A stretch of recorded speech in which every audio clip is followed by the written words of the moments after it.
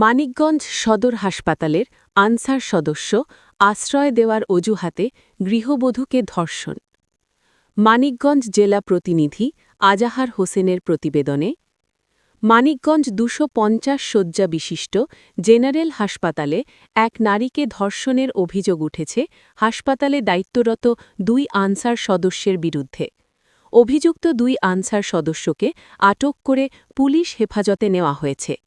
Police super Mohammad Sarwar Alam বিষয়টি নিশ্চিত করে জানান, এক ব্যক্তি তার স্ত্রীকে সঙ্গে নিয়ে নিজস্ব চার্জিং ভ্যানে করে নারায়ণগঞ্জ থেকে মানিকগঞ্জ সদর উপজেলার বেতিলা এলাকায় নানা বাড়ির উদ্দেশ্যে রওনা হন। রবিবার দিবাগত রাত আনুমানিক ২টোর দিকে মানিকগঞ্জ বাসস্ট্যান্ড এলাকায় পৌঁছালে ভ্যানটির চার্জ শেষ হয়ে যায়। নিরাপত্তার কথা বিবেচনা করে তারা মানিকগঞ্জ ২৫০ শয্যা বিশিষ্ট জেনারেল হাসপাতালের সামনে অবস্থান নেন। এ সময় হাসপাতালের প্রধান ফটকে দায়িত্বরত আনসার সদস্য শাহাদাত হোসেন ও আবু সাইদ তাদের সহযোগিতার আশ্বাস দিয়ে হাসপাতালের ভেতরে নিয়ে যান। পরে হাসপাতালের ১০তলা ভবনের নিচতলায় স্বামীকে রেখে ওই নারীকে ২য় তলায় নিয়ে যাওয়া হয়। সেখানে ভয়ভীতি দেখিয়ে ওই নারীকে ধর্ষণ করা হয় বলে অভিযোগে উল্লেখ করা হয়েছে। ঘটনার পর ভুক্তভোগী নারী নিচতলায় নেমে তার স্বামীকে বিষয়টি জানান। এরপর তারা মানিকগঞ্জ থানায় গিয়ে লিখিত অভিযোগ দায়ের করেন।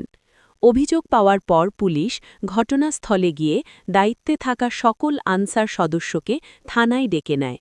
ভুক্তভোগী নারী অভিযুক্ত ২ আনসার সদস্যকে শনাক্ত করলে তাদের আটক করা হয়।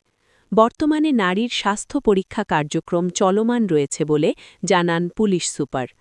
এ বিষয়ে বাংলাদেশ আনসার ও গ্রাম প্রতিরক্ষা বাহিনী মানিকগঞ্জ জেলা কার্যালয়ের কমান্ড্যান্ট কামরুজ্জামান বলেন, অভিযুক্ত ২ আনসার সদস্য বর্তমানে পুলিশ হেফাজতে রয়েছেন এবং তাদের সাময়িকভাবে বহিষ্কার করা হয়েছে। আনসার সদস্যকে পুলিশ কাস্টাডিতে নিয়ে যাওয়া হয়েছে। আর যে ভিকটিম তাকে আমরা রাত থেকেই আমাদের হসপিটালে ভর্তি আছে। তাকে আমরা যথোপযুক্ত চিকিৎসা দিচ্ছি এবং তার যা যা পরীক্ষা নিরীক্ষা করা দরকার সেগুলো করা ইতিমধ্যেই সম্পন্ন হয়েছে। ঘটনার তদন্তে উপজেলা আনসার ও ভিডিপি কর্মকর্তা শামীমা আক্তারকে প্রধান করে ২ সদস্য বিশিষ্ট তদন্ত কমিটি গঠন করা হয়েছে। বিষয়টি ঊর্ধ্বতন কর্তৃপক্ষকে অবহিত করা হয়েছে। তিনি আরও বলেন, সংগঠিত অপরাধের দায় সম্পূর্ণ ব্যক্তিগত এবং এর দায় বাংলাদেশ আনসার ও গ্রাম প্রতিরক্ষা বাহিনী বহন করবে না। মানিকগঞ্জ ২৫০ শয্যা বিশিষ্ট জেনারেল হাসপাতালের তত্ত্বাবধায়ক ডাক্তার মোহাম্মদ বাহাউদ্দিন বলেন, ঘটনার বিষয়ে আনসার সদস্যদের বিরুদ্ধে প্রয়োজনীয় ব্যবস্থা গ্রহণ করা হবে। ভুক্তভোগী নারী বর্তমানে চিকিৎসাধীন রয়েছেন।